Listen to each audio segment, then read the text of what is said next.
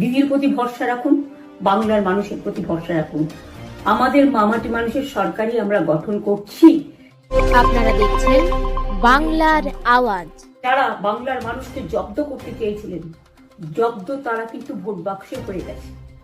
আমি আপনাদের নিশ্চিন্ত করে বলতে চাই, যেটা টিভিতে দেখাচ্ছে এটা বিজেপি অফিস থেকে কালকে বেলা 1:08 সার্কুলেট করেছে এবং টাকা দিয়ে বলেছে যাতে এটা দেখানো হয়।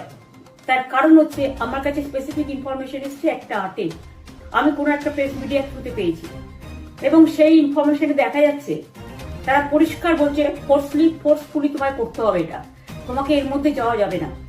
কারণটা আসলে জানেন আপনারা, আমরা 230ও পেয়ে যেতে পারি, 226 ক্রস করবো 2026-এ। মানুষ যে বিপুল ভাবে ভোট দিয়েছে, আমার তাদের প্রতি পুরো ভরসা, বিশ্বাস, আস্থা। বাংলার মানুষকে বাঁচানোর জন্য, বাংলার মানুষের অধিকার রক্ষার জন্য।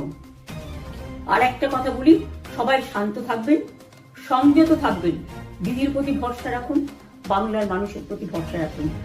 আমাদের মামাটি মানুষের সরকারই আমরা গঠন করছি এবং করব। নিশ্চিন্তে থাকুন, নিশ্চিন্তে শান্তভাবে সংযতভাবে থাকুন। ওরা হামলা করলেও আপনারা এক্ষুনি হামলাতে যাবেন না। নকিবুল ইসলামের রিপোর্ট, আপনারা দেখছেন বাংলার আওয়াজ।